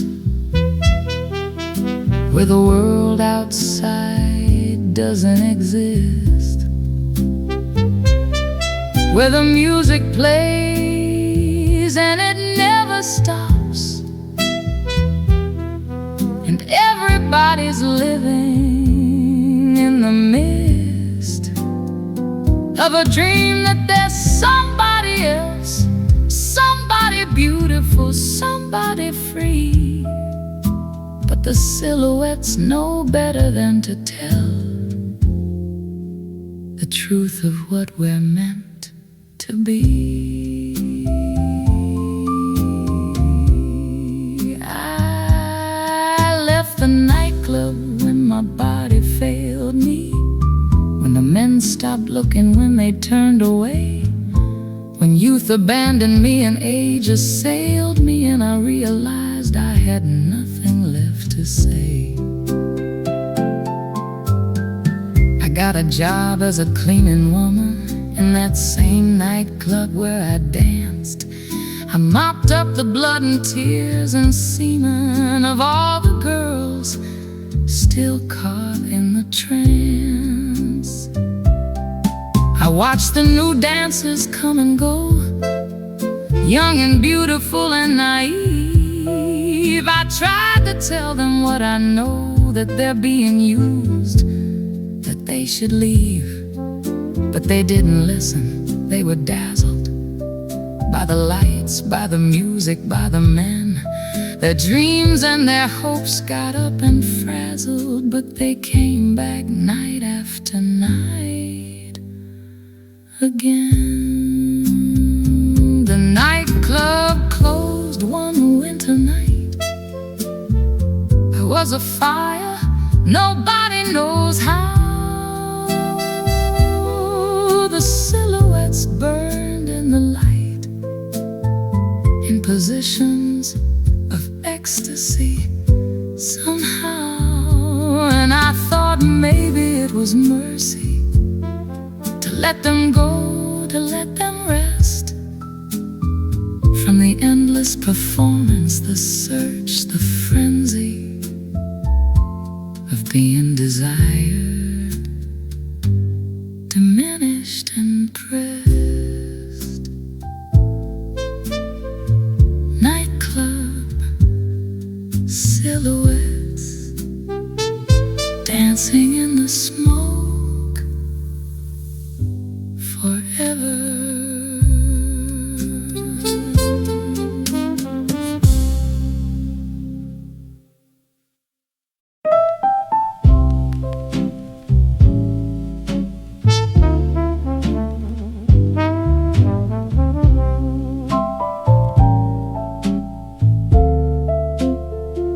There's a bottle on my nightstand that I started 3 months ago when you walked out that door. I take a sip and feel a little less departed from the woman that I was before. The bourbon burns exactly like you're leaving, like the lies you told me to my face. It numbs the part of me that can't stop grieving for the love I threw away and left no trace. Bourbon and regret, that's how I spend my time. One glass for every promise that was mine, one glass for every dream I should have kept.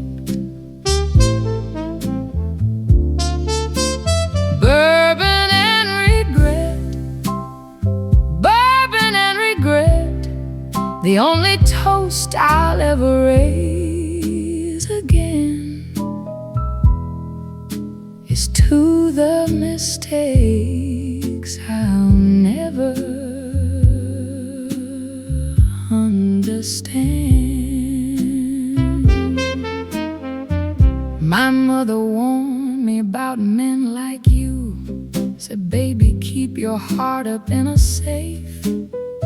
But I was young and certain that the truth was that your love could be my saving grace. I gave you everything I ever had, my body, baby, and my soul on top. You took it, smiled, and told me I was mad for thinking that your loving wouldn't stop. The bourbon tastes like bitter orange peel, like every tender lie that fell from your lips, like every time you swore that this was real while you were seeing her on those little trips. I found a lipstick on your collar once. I should've left you then, should've known, but I just poured myself another shot and slumped into the arms of regret, all alone. There's a moment when the bourbon kicks in hard, when you stop feeling everything you felt before, when the world gets soft and strange and strangely scarred, and you can't remember what you're drinking for. That's the moment that I live for every night, when the pain gets blurred and smooth and far away, when I can almost pretend that you were right, that leaving me was something you'd regret one day. But morning always comes with clarity and a headache that could split a stone. I look at myself in the mirror, barely able to recognize this face I own, this face that's aged 10 years and 12 short months, that's weathered, worn, and fading into gray. And I pour another glass, another generous hunt for the bourbon to wash my thoughts away. The bottle's almost empty now, I notice. The label's peeling off, the glass is worn, and soon I have to face the long, slow erosion of sobriety, the light of dawn. They say the only thing that time will heal is the heart that's shattered into dust. But time just tastes like bourbon, time is real, only in this bottle. Bourbon and regret and rust. Bourbon and regret. Bourbon and regret. The only friends I'll ever have left.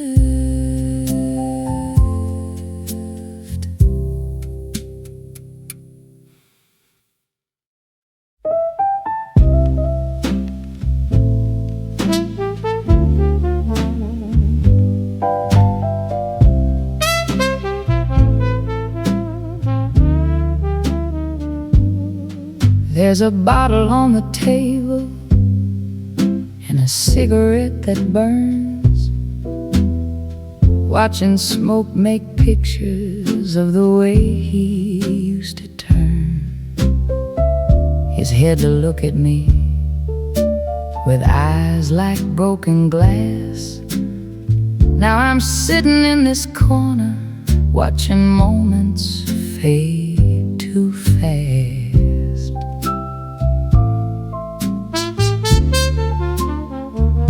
The bartender knows my story, knows it by heart now.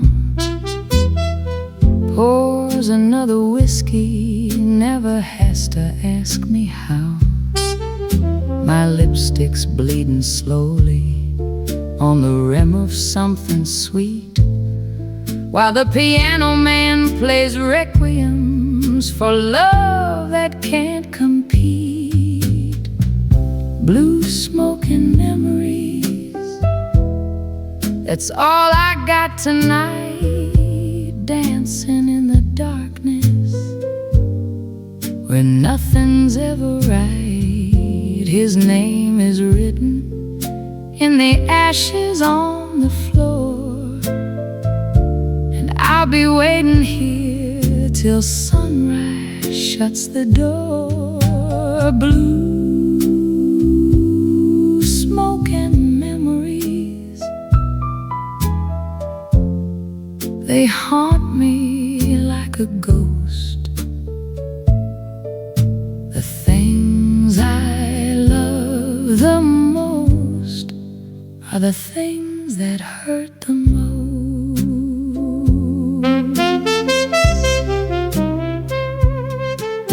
They say that time's a healer, but they've never lost a soul. Just someone made of lightning and a voice that made you whole. The clock above the bar face keeps on running through the night, while I'm dissolving slowly in the neon's pale blue light. I could walk away, I could find someone new, but these arms remember the way he held me through every rotten morning, every twisted lie. I'd choose this pain 1,000 times. I'd rather burn than die.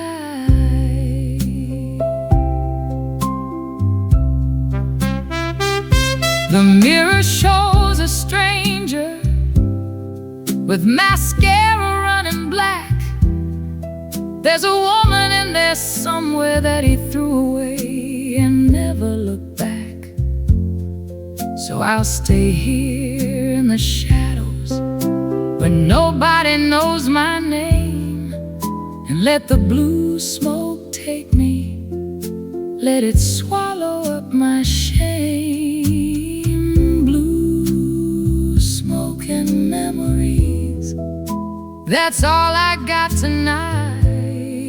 Dancing in the darkness when nothing's ever right. His name is written in the ashes on the floor, and I'll be waiting here till sunrise shuts the door.